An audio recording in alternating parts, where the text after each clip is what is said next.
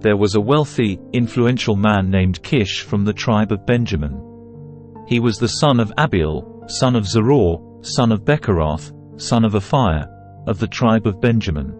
His son Saul was the most handsome man in Israel, head and shoulders taller than anyone else in the land. One day Kish's donkeys strayed away, and he told Saul, "Take a servant with you, and go to look for the donkeys."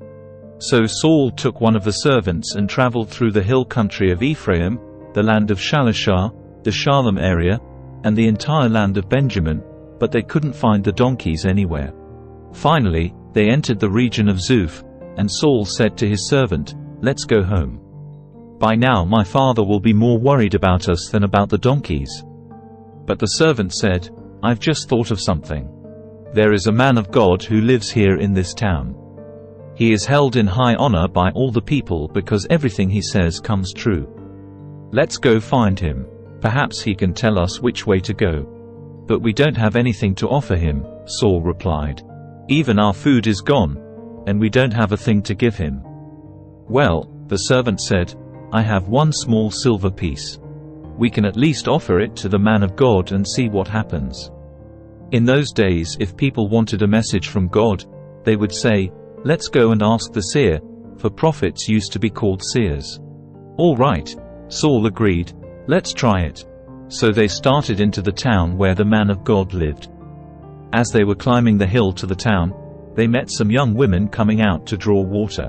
So Saul and his servant asked, "Is the seer here today?" "Yes," they replied. "Stay right on this road. He is at the town gates. He has just arrived to take part in a public sacrifice up at the place of worship. Hurry and catch him before he goes up there to eat. The guests won't begin eating until he arrives to bless the food." So they entered the town, and as they passed through the gates, Samuel was coming out towards them to go up to the place of worship. Now the Lord had told Samuel the previous day, "About this time tomorrow I will send you a man from the land of Benjamin. Anoint him to be the leader of my people, Israel. He will rescue them from the Philistines, for I have looked down on my people in mercy and have heard their cry." When Samuel saw Saul, the Lord said, "That's the man I told you about. He will rule my people." Just then Saul approached Samuel at the gateway and asked, "Can you please tell me where the seer's house is?" "I am the seer," Samuel replied.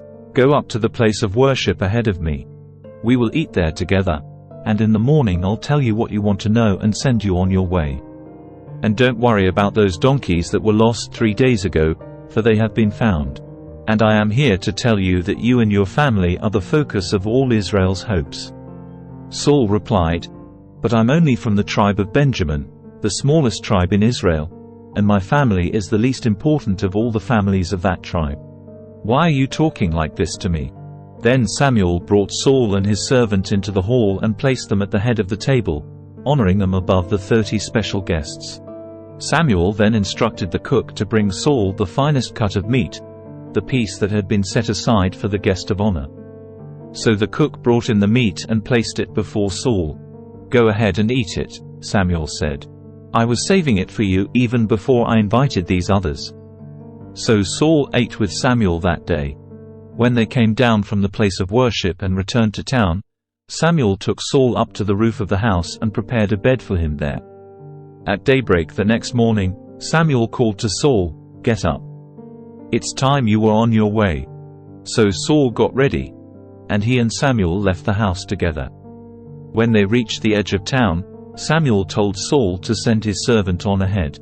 After the servant was gone, Samuel said, "Stay here, for I have received a special message for you from God." Then Samuel took a flask of olive oil and poured it over Saul's head.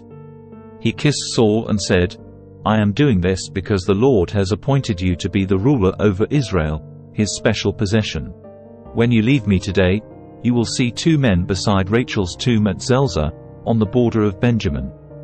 They will tell you that the donkeys have been found and that your father has stopped worrying about them and is now worried about you. He is asking, 'Have you seen my son?'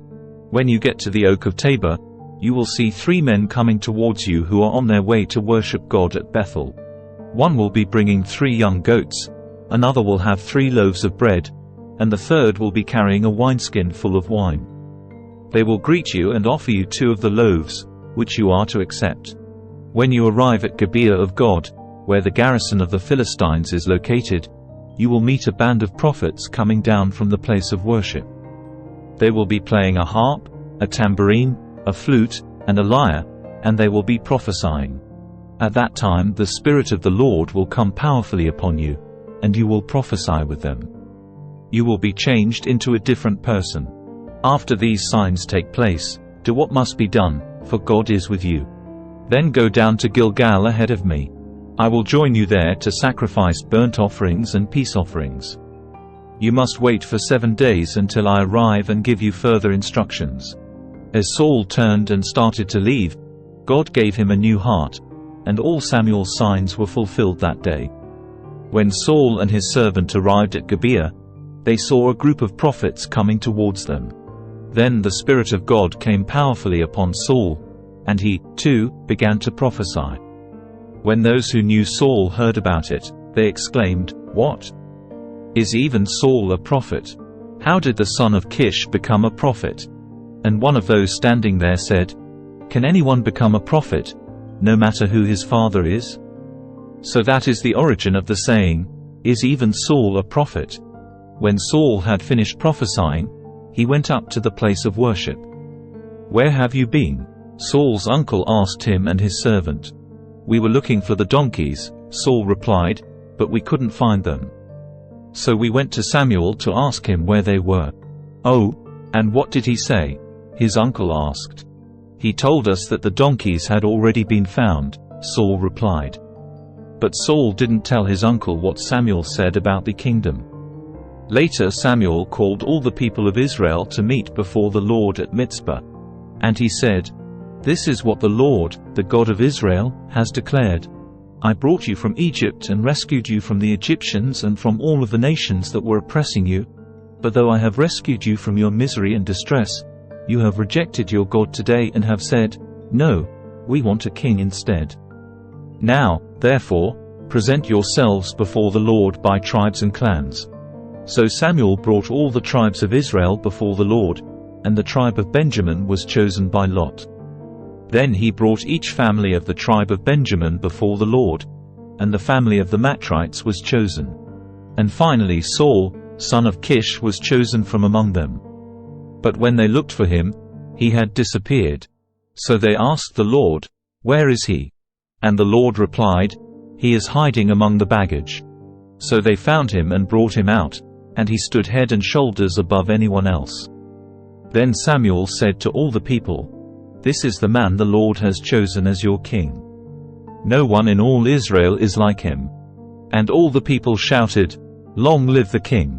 Then Samuel told the people what the rights and duties of a king were. He wrote them down on a scroll and placed it before the Lord. Then Samuel sent the people home again. When Saul returned to his home at Gibeah, a group of men whose hearts God had touched went with him. But there were some scoundrels who complained, "How can this man save us?" And they scorned him and refused to bring him gifts. But Saul ignored them. Nahash, king of the Ammonites, had been grievously oppressing the people of Gad and Reuben who lived east of the river Jordan. He gouged out the right eye of each of the Israelites living there, and he didn't allow anyone to come and rescue them. In fact, of all the Israelites east of the Jordan, there wasn't a single one whose right eye Nahash had not gouged out. But there were 7,000 men who had escaped from the Ammonites, and they had settled in Jabesh Gilead.